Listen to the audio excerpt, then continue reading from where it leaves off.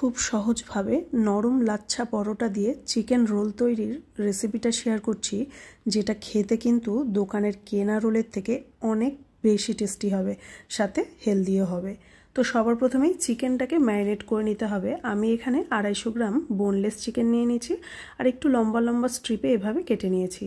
এটাকে ম্যারিনেট করার জন্য আমি এর মধ্যে অ্যাড করে দেবো লবণ, হলুদ, একটু কাশ্মীরি লঙ্কার গুঁড়ো, চাইলে শুকনো লঙ্কার গুঁড়োটাকেও অ্যাড করতে পারেন, আর অ্যাড করছি সামান্য একটু গরম মশলা আর লেবুর রস।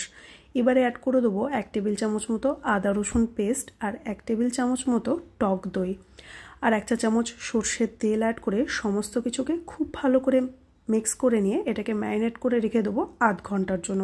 হাতে বেশি সময় থাকলে আরও কিছুক্ষণ সময় নিয়ে এটাকে ম্যারিনেট করতে পারেন। এবারে রুটিটা তৈরি করার জন্য এখানে ডো তৈরি করে নিতে হবে। তার জন্য আমি হাফ কাপ ময়দা, হাফ কাপ আটা, 1 টেবিল চামচ গুঁড়ো দুধ, স্বাদ মতো লবণ, চিনি দিয়ে খুব ভালো মতো মিক্স করে নিচ্ছি। এবারে এখানে 1 টেবিল চামচ মতো তেল আমি অ্যাড করে দেবো, রিফাইন তেল অ্যাড করছি।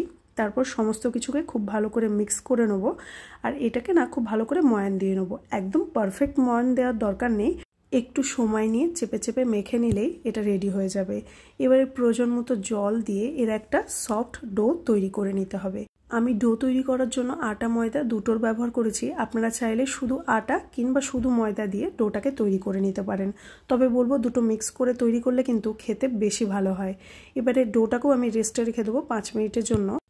এবারে চিকেনটাকে রান্না করে নিতে হবে। তো রিফাইন তেল আমি ভালো করে গরম করে নিয়েছিলাম। গরম তেলের মধ্যে ম্যারিনেট করা চিকেনটাকে দিয়ে মিডিয়াম টু হাই ফ্লেমে একটু রান্না করে নিতে হবে। মিডিয়াম রাখলে না একটু জল বেরিয়ে যাবে, চিকেনটা সেদ্ধ হওয়ার দরকার আছে, তাই এই জলটা যেটা বেরোবে সেটা শুকালেই কিন্তু চিকেনটা খুব ভালো মতো সেদ্ধ হয়ে যাবে।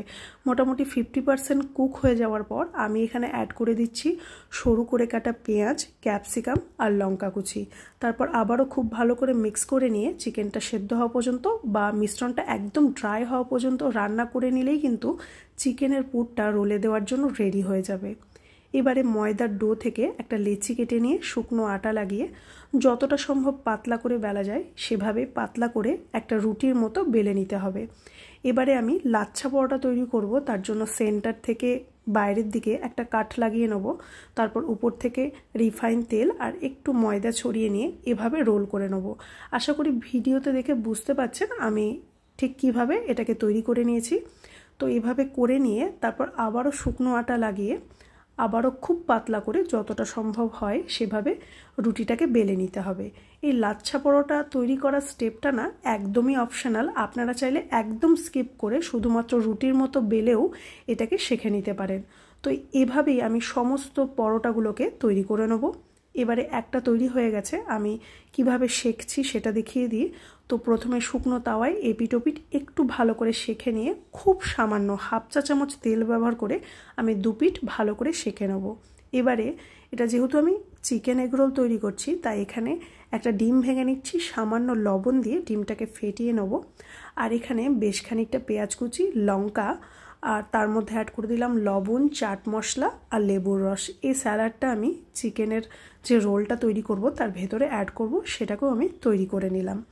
এবারে তাওয়ার মধ্যে একটু তেল অ্যাড করে দিলাম। এই তেলের মধ্যে ডিমের মিশ্রণটাকে অ্যাড করে দেবো।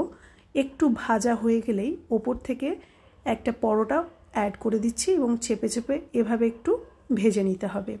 1 থেকে 2 মিনিটের মধ্যেই একদম এটা রেডি হয়ে যাবে। এখানে আমি একটা বাটার পেপারের মধ্যে রোলটাকে রেখে এটাকে একদম ফাইনাল টাচ দিয়ে নেবো। পুরটা অ্যাড করে দিলাম, স্যালাডটা অ্যাড করে দিচ্ছি ওপর থেকে, আরও চাইলে একটু লেবুর রস অ্যাড করা যেতে পারে। তারপর একদম রোলের মতো মুড়ে নিলেই কিন্তু একদম দোকানের থেকে ভালো রোল, একদম টেস্টি আর অনেক সুন্দর উপায়ে তৈরি হয়ে যাবে। এভাবে কেউ বানালে অবশ্যই জানাবেন।